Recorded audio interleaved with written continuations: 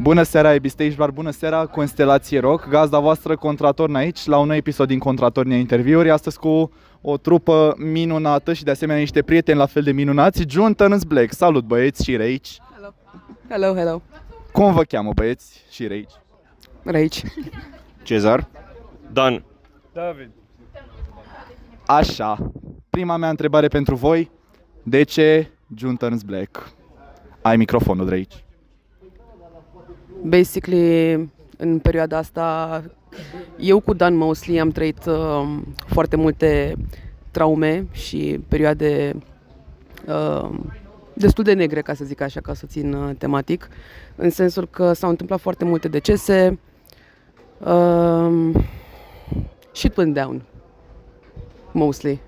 Și de acolo am zis, hai să păstrăm numele ăsta. Dacă tot luna iunie este blestemată, hai să o transformăm în ceva cât de cât bun.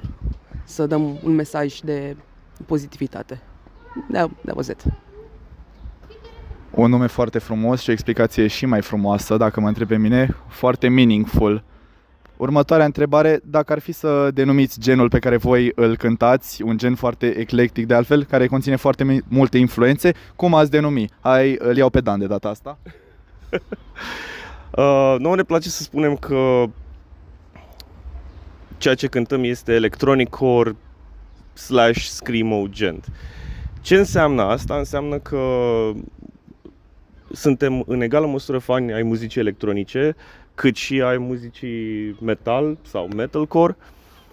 Componenta de screamo vine din unul din stilurile pe care Rage le abordează la voce. Are acel sing scream, dar are și acel screamo scream. Și gent, pentru că, bro, acordaje joase. Brrrr-deng, pum.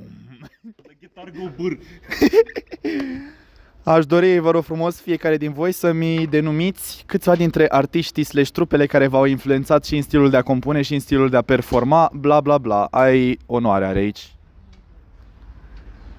Blink-182, Sum 41, Good Charlotte, Architects, Linkin Park, While She Sleeps, I Prevail, BMTH. Well, technically I got nothing, adică none of the above, pentru că când m-am apucat de treaba asta nu ascultasem încă neapărat așa mult din genurile astea. Așa. Influența mea personală, bine, background-ul meu vine, ce ascultam eu erau Black Death, Trash și alte minuni, dar cumva am devenit lately mult mai into electronic music, EDM and stuff, I don't know, dubstep, synthwave, orice cu beat-uri super hard și practic nu au neapărat nume, it's just generic EDM. Caesarcore. Exact, da, also ADHD. Come on. Eu oricum la tobe mă mulez pe ce este nevoie, consider că am un free form drumming. Dacă ai influențe, vin majoritatea din alternative, new metal, ca și trupe de referință, nu știu, Architects, Tesseract, BMTH, Linkin Park, Sleep Talk, în mod special în ultimul timp, dar încă nu știți voi piesele, urmează. Bunăciuni de gen. Nine Inch Nails, Mick Gordon, 80s pop music și 2010 EDM. That guy. Dancore. Ne puteți spune mai multe despre viitoarea voastră lansare și anume EP-ul Wavebreaker, care urmează să iasă. De fapt, spuneți voi când urmează să iasă. Basically, după cum se știe deja, o să fie pe 4 iunie în Control. Și o să fie un show foarte special de, nu o oră, aproximativ o oră. O să dăm tot EP-ul, o să-l cântăm, o să avem proiecții live full O să avem, sperăm, și figurație specială pe scenă. Dar pe lângă asta mai avem și o a doua parte a setului care o să fie basically o surpriză, în sensul că am compus niște piese și cam atât, like, mai mult o să se vadă exact la concert.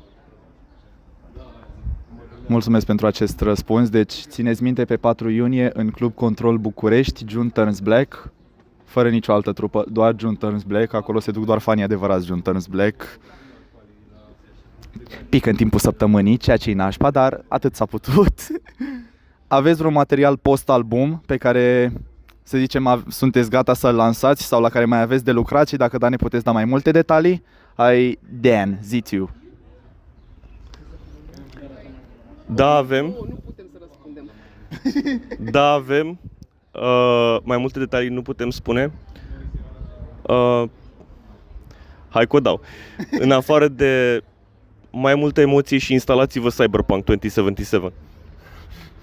Damn, some good shit.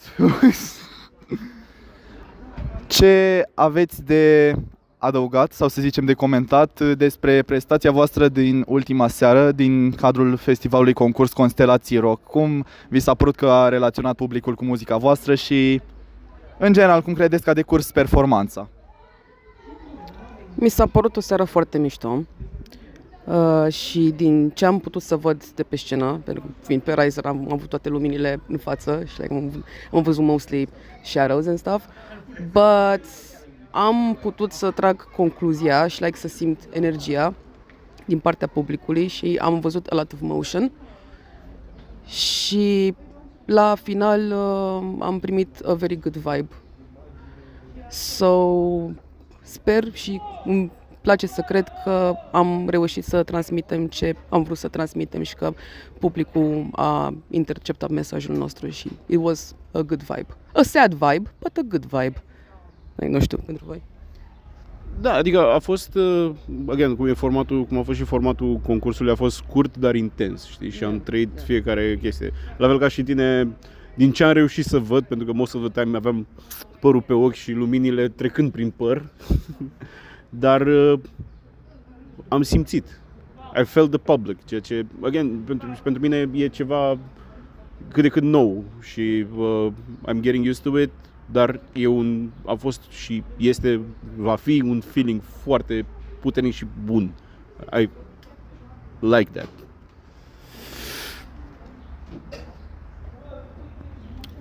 Energie, pumn în față, Doamne ajută. A man of few words. Adevărate vorbe, puține, dar bune. Eu în primul rând vreau să mulțumesc Constelații Rock pentru această oportunitate, pentru că e huge pentru o trupă să poată să cânte într-un astfel de concurs. Mi se pare o oportunitate foarte faină. Condițiile au fost la un nivel profesionist, echipa tehnică la mare înălțime. Toate trupele au dat tot pe scena aia, ceea ce mi-a plăcut foarte mult, iar publicul, cum am și postat, Vâlcea, wonderfully wild, s-a țipat, a fost agitație, a fost o energie superbă. La un moment dat, cred că în Wave Breaker, cred că atunci când ai cântat fără microfon sau ceva de genul, sau nu mai știu exact unde, dar știu că era o parte mai ambientală, mai așa, și efectiv tot publicul a țipat și am simțit valul ăla de energie cum a venit. Sincer, aproape m-a dat jos de pe picioare, adică eram wow, știi? Și la final avem o bucată cu When the Sun Goes Dark, You Should Know By Now When the Sun Goes Dark, June Turns Black, și aproape nu se mai auzea pentru că ați țipat atât de tare Vâlcea, la modul ăla, huge. Și also vreau să menționez că we gotta acknowledge the fact că a început să plouă și noi am promis că the sun will go dark over Vâlcea and it's happening. Voiam să mai adaug că tot pe Wave Breaker, fix la început, a true fan a strigat Wave Breaker! N-ai fost tu? Mă întreb despre cine este vorba. Shout out contractor. Mă bâlbâi, nu am emoții mereu la interviuri, dar acum chiar am nu am mereu emoții la interviuri, dar acum chiar am foarte multe emoții. Vă zic foarte serios. Și o mică întrebare cu care aș dori și să finalizez acest interviu, deoarece nu doar că the sun went down, also the weather went down and the rain turned black. Cum ați dori să... Iar am avut emoții, iar m-am bâlbâit, nu am formulat întrebarea corect. Îmi cer scuze. Ce mesaj ați dori să transmiteți publicului care ne vizionează în momentul de față și scenei rock și metal din România în general?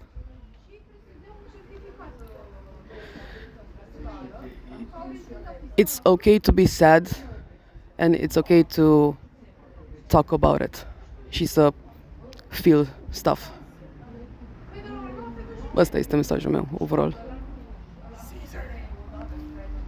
Working.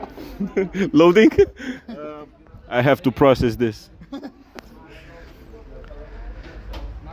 Mai multă iubire, mai multă bunătate și da, be open with each other. Căutați ce vă place în viață și faceți tot posibil aia să faceți, sub orice formă, Doamne ajută. Acum, din experiență proprie și pot să încerc să o trimit, să o dau mai departe și să o recomand. Don't be afraid to try new things.